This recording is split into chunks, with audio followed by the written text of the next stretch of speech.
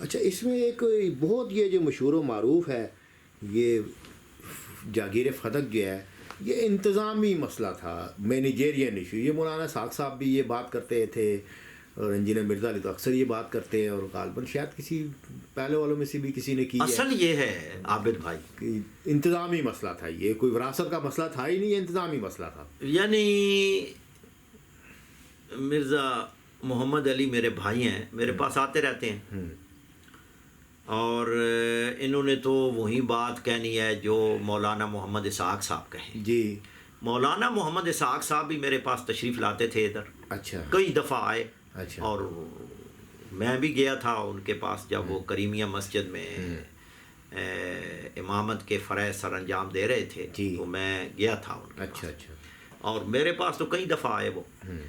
اصل یہ ہے کہ وہی میں بات کہہ رہا ہوں کہ ان کے پاس اس کا کوئی جواب نہیں سوائے تعویلیں کرنے کے اور سوائے اپنے وہ قیاس کرنے کے اور بے جا باتیں کرنے کے. اب دیکھیں کہ کہیں بھی نہیں لکھا کہ بی بی نے صرف یہ کہا تھا کہ یہ ہمارے صرف یہ جو فدق ہے یہ میرے حوالے کر دو اور اس کے سرپرست ہم ہوں. کبھی نہیں کہا، بلکہ وہاں ہے میراث کے وراثت کے لفظ ہیں کہ بی بی نے یہ اس میں بھی ہے کیا نام ہے الملل و نحل میں جو انہوں نے 10 اختلافات ذکر کی ہیں، بنیادی اختلافات. حضور نبی اکرم صلی اللہ علیہ وآلہ وسلم کے آخری زمانے میں جو اختلاف ہوئے، یعنی حضور کی زندگی میں جو صحابہ کرام نے اختلاف کیا حضور سے، اور بعد والے جہاں وہ چھٹا اختلاف لکھا ہے انہوں نے کہا کہ بی بی نے 2 دعوے کیے تھے. دعویٰ فاطمہ تھا. اچھا. تملیغ کا بھی کیا اور وراثت کا بھی کیا. لہٰذا حدیث کی کتابوں میں، اور میں حیران ہوں مولانا اسحاق صاحب پر، اچھا، کہ کم از کم بخاری اور مسلم ہی پڑھ لیں، اپنی سیاہ ستہ ہی پڑھ لیں. اس میں تو لفظ وراثت ہے کہ حضور کی یعنی وراثت جو تھی ان کے باپ کی، اس میں سے خمس مانگ رہی تھی، فدق مانگ رہی تھی. وہ تو وراثت کا مسئلہ تھا، نہ یہ مسئلہ تھا جی کہ ہماری زیر نگرانی. یہ اصل سب سے پہلے جو یہ شوشہ ہی میں کہتا ہوں، یعنی غیر اس کی کوئی یعنی بنیاد ہی نہیں ہے، اساس ہی نہیں ہے. یہ علامہ سمہودی نے وفا الوفا میں لکھا. اچھا.